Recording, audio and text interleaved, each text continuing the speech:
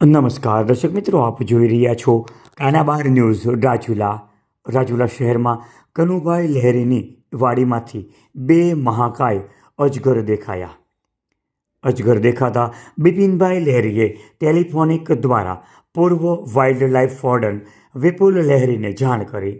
વિપુલ લહેરીએ રાજુલાના one વિભાગના RFO વેગરા સાહેબ તથા ગોયલ સાહેબને જાણ કરી.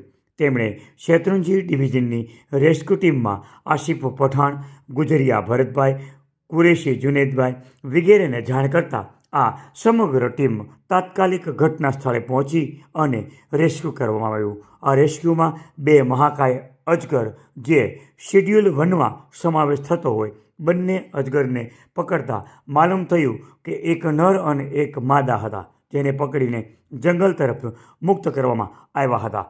રાજુલા શહેરની વન વિભાગની ટીમને ખૂબ સરસ કામગીરીને બિપિનભાઈ લહેરી તેમજ ઉમેશભાઈ મોદી તેમજ વિપુલભાઈ લહેરીએ બિરદાવી. આપ જોઈ રહ્યા હતા કાનાબાર ન્યૂઝ રાજુલા.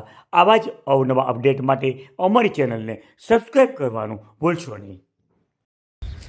રાજુલા વન વિભાગને વિપુલભાઈ લહેરી શ્રી તરફથી જાણ કરવામાં આવેલ છે કે અમારી વાડીએ અજગર હોવાથી તેમને રેસ્ક્યુ કરવા આવો. અમારા ઓફિસર શ્રી ગોયલ સાહેબના માર્ગદર્શન હેઠળ અમે રાજુલા રેસ્ક્યુ ટીમ અજગરનું રેસ્ક્યુ કરવા અહીંયા વિપુલભાઈ લહેરીની વાડીએ આવેલ. ત્યારે એક અજગરનું રેસ્ક્યુ કરવા આવેલ ત્યારે ત્યાંથી બે અજગર, એક નર એક માદાનું રેસ્ક્યુ કરેલ છે. અમે તેમને જંગલ વિસ્તારમાં સુરક્ષિત જગ્યાએ છોડવા જઈ રહ્યા છીએ. હું બિપિન કનુભાઈ લહેરી, મારી વાડી રાજુલાને અડીને એટલે કે રાજુલા કબ્રસ્તાનની સામે આવેલ છે. ત્યાં મારા આજે સાંજના ખેડૂતનો ફોન આવ્યો કે આપણી વાડીમાં અજગર આવેલ છે. એટલે મેં વિપુલભાઈ લહેરીને જાણ કરી, એવો જંગલ ખાતાને જાણ કરી. જંગલ ખાતાની રેસ્ક્યુ ટીમ તરત જ વાડી આવી અને અજગરની શોધખોળ કરતાં એકને બદલે બે નર અને માદા બંને અહીંથી મળેલ છે, જે એ લોકોએ રેસ્ક્યુ કરી અને જંગલમાં છોડવા માટે લઈ ગયા છે. અને જંગલ ખાતાએ એકદમ તાત્કાલિક આવી અને અહીંયા રેસ્ક્યુ કર્યું છે. એ બદલ જંગલ ખાતાનો પણ આભારી છું.